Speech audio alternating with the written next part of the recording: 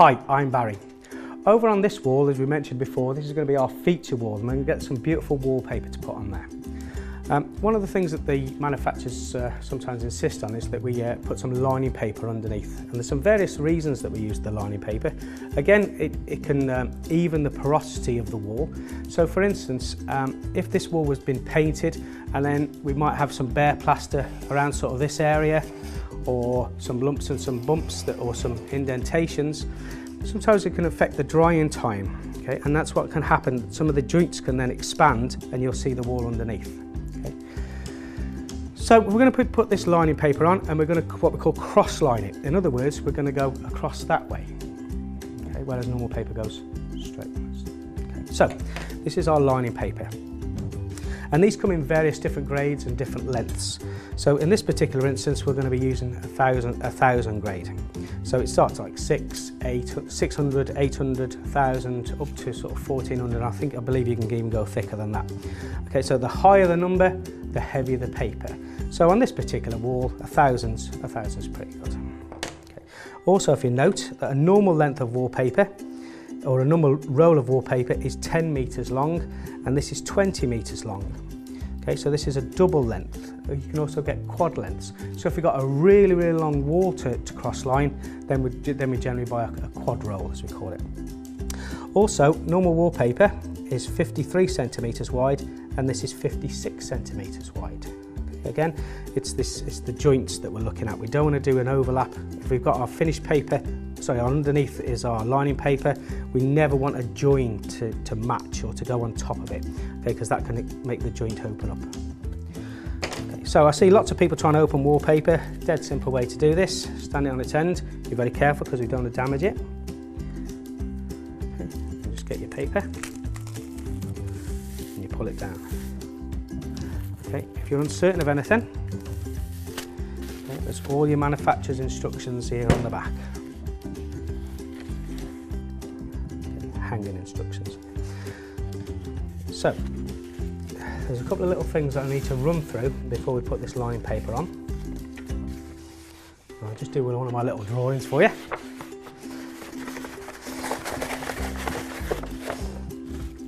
So, as we mentioned, we're going to be going crossways. Or horizontal. Now, if this is the ceiling line, we don't know how straight that ceiling line is. Okay, so I'm just going to exaggerate it. Let's imagine it goes up and down like this. And then if we was to measure down our 56 centimeters from our lowest point, okay, when we put our lining paper on, it's going to come across here. I'm going to try to do a straight line with a pencil. I can do it with a brush, but not a pencil. So then we're going to have, that's going to result in gaps as we look at our wallpaper. So a way around that, instead of measuring down at 56, we'll measure at 53 centimeters. Okay, so I'll just go over here as well. So you can imagine, again, that's our wall, and we might just have it slightly short on some of the higher points. So I'm going to get 53 centimeters. And this should give us a 3 centimeter overlap. Okay, so I'm just going to mark that anywhere on the wall. And then I'm going to draw a straight line with my spirit level, and that's going to be my first length on there. Okay. So if you just look at lining paper, so we've got one there, 2, 3. So we're going to need 4 lengths of wallpaper or lining paper, okay? And we're going to cut them all at once. Before we do that, this wall's quite absorbent, okay? So we need to put what we call size on, okay?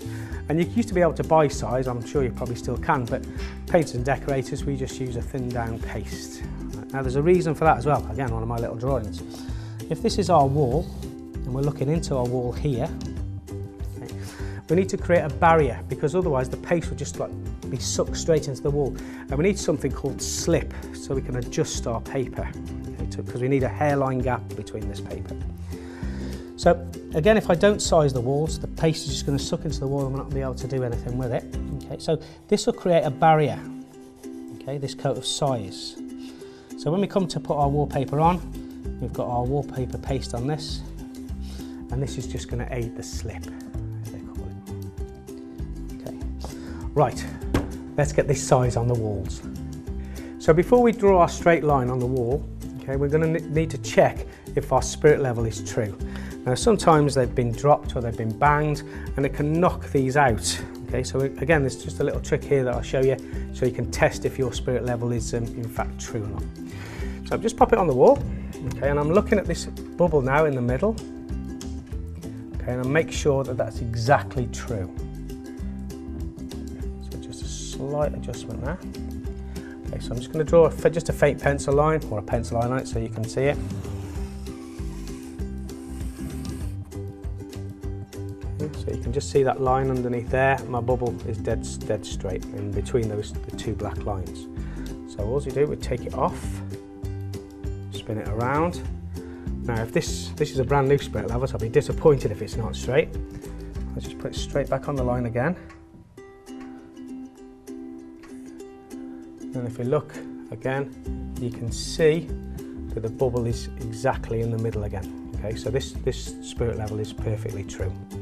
And the same way we can do it vertically as well. So I'll do it this way around for you. So let's put this, I'm looking right at the top one at the moment. And the bottom one, that's exactly true as well. In between the two black lines.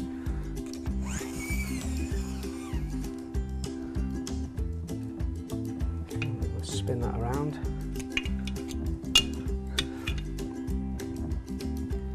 I'm not looking at the bubbles, I'm looking at the line now. You'd be surprised how many spirit levels actually go out of true. So it's worthwhile checking first. It's perfect at the top and also perfect at the bottom. Okay, so we're good to go to put this line on. So I'm just going to go to that pencil mark that I made, 53 centimetres down. Okay, don't have it this way round, because then you've got this going on. So I'm just going to draw it from underneath. Smack on the line.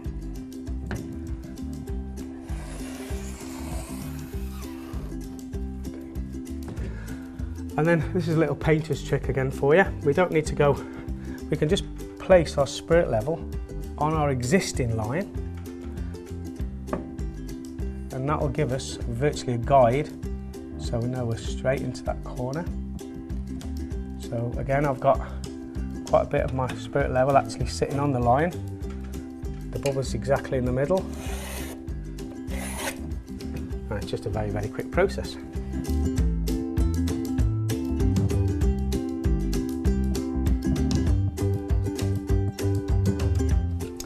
So that's a perfect straight line that we're going to be putting our first length to.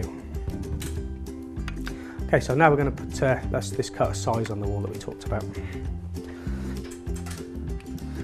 Again, you've got to be very, very careful with paste. Okay, because if you catch any adjacent surfaces and you paint over them afterwards and you haven't removed the paste, it can make it flake off, okay, or it make it go very, very shiny as well.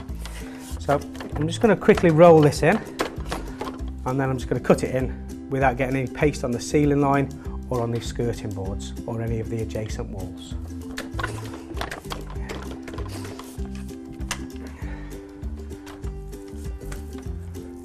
Okay, so you just roll it on exactly the same way that we rolled our walls. Okay, watch your ridge marks, and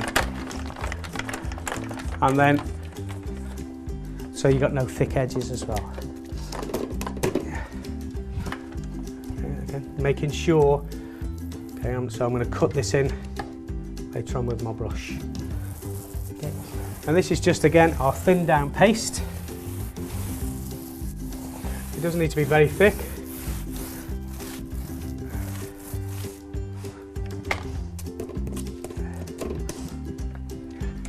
Very simple to do, but this will save you a lot of time when you're wallpapering, and obviously give you a better finish.